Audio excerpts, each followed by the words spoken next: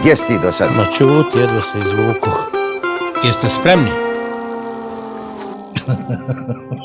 Šta ću? Bila kišna godina.